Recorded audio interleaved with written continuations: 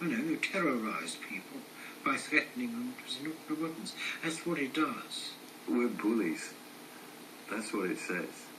You know, if you can drop a nuke that would just obliterate, you know, a whole city, kill millions of people,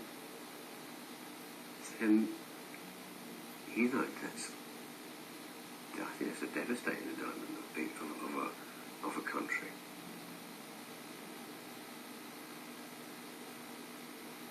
If you see a whole government possessing an enormous army and enough weapons to destroy the world, then actually there's no irony in you having a knife to be able to have the same power in your own little community.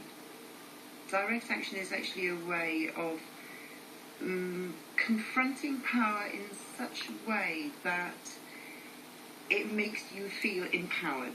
Direct action isn't about breaking the law just for the sake of breaking the law. It's climate change which is my big issue, and this is taking all the money and effort away from what the real danger is. Our real danger is climate change. It's not terrorist or enemy. So it's an absolute waste of time and money at this time. There's no way we'll solve poverty or deal with environmental damage unless we include militarism and the costs of militarism. So much money that could be used for schools, for houses, for hospitals, and it's a tragic, tragic waste of money. Oh, Cinnamon, where you gonna run to? Oh, Cinnamon, where you gonna run to? Where you gonna run to? All alone that day, all alone that day. I run to the rock, please hide me.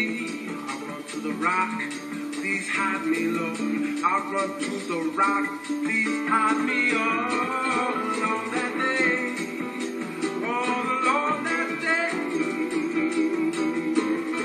But the rock cried out, I can't hide you, the rock cried out.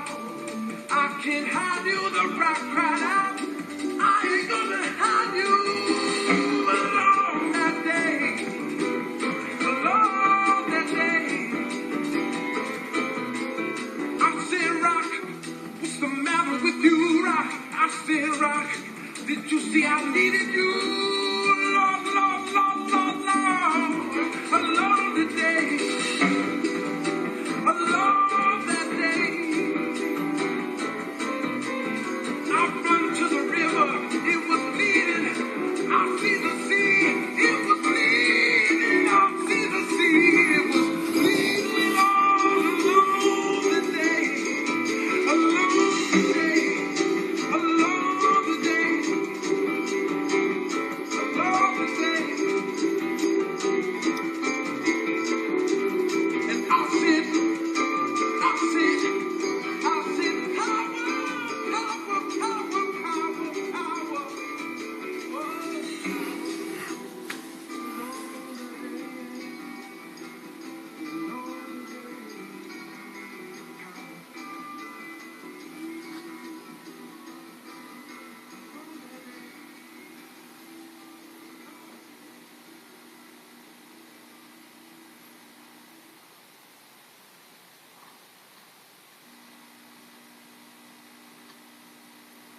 Argentina and Brazil have dropped the nuclear capability that they were developing after negotiating a non-nuclear pact between themselves.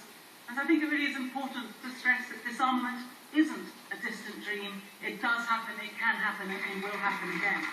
The road to nuclearism is built by the politics of hate and fear, but it is always paved with the stones of moral indifference. And that's the kind of thing that we have to break. It's not Parliament that initiates change. Parliament rubber stamps change. You can never give up on a solution of an unsolved problem. This is an unsolved problem, but it's soluble. The route to solving it exists. It can be pursued. It can be done.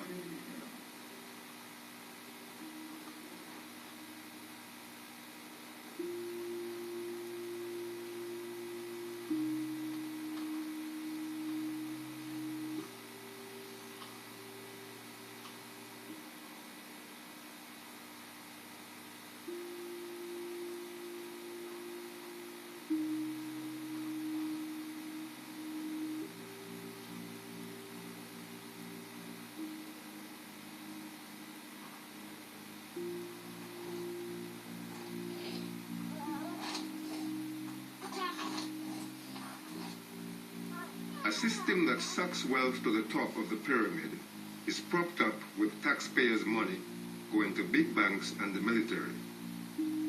The rich get richer and the poor stay poor. Worldwide arms expenditure is rising, with NATO countries accounting for 70% of the world's military spending. The war in Afghanistan, one of the poorest countries in the world, is escalated. People continue to be slaughtered for the ever-persistent evil that just won't go away.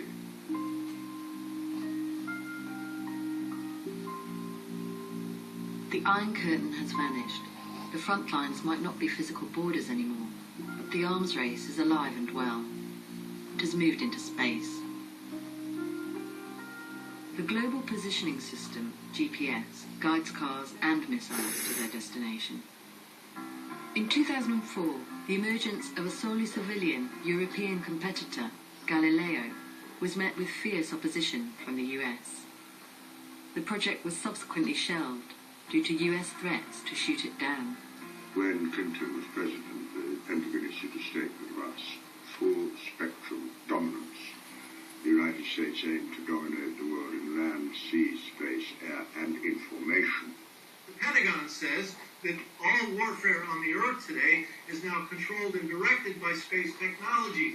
So whoever controls space then wins all the wars on the Earth below. What the aerospace industry refers to as the largest industrial project in the history of mankind is Reagan's Star Wars project, now renamed National Missile Defence. In the UK, 2 base facilities in Yorkshire are already integrated into the US National Missile Defence System. When I first saw this base in 1993, at that stage it was over $1 trillion worth of investment. And most of that investment you will never see because it's embodied in the satellites that are too far out of sight. It's not only linked to the missile defence system, but it's also linked to US spying. The ability to take information, whether it's telephone, whether it's mobile, whether it's email, and scoop it up out of the ether without anyone knowing about it. And the fact that actually there's no accountability for this. MPs are not allowed to see the agreement that exists between the US military and Britain for the establishment of Menwith Hill spy base. And they simply aren't allowed to see this. First time in 17 years since the end of the Cold War that we have had short-range nuclear weapons directly pointed at any particular target in this country, and they're smack bang on that base.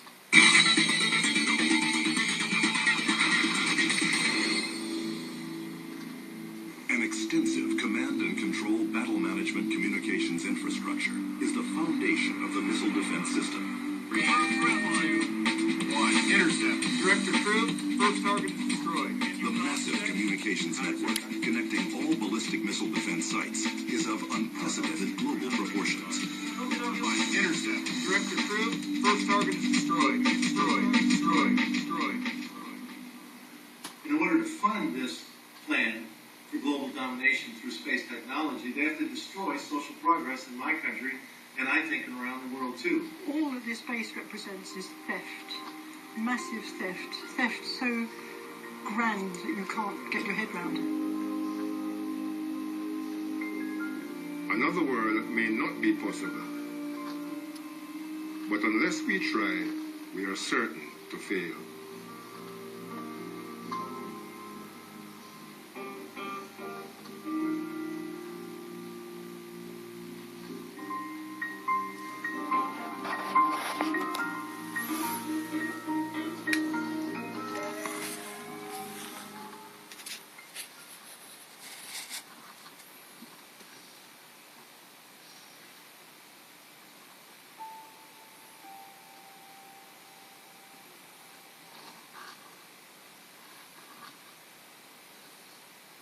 At the heart of capitalism is a practice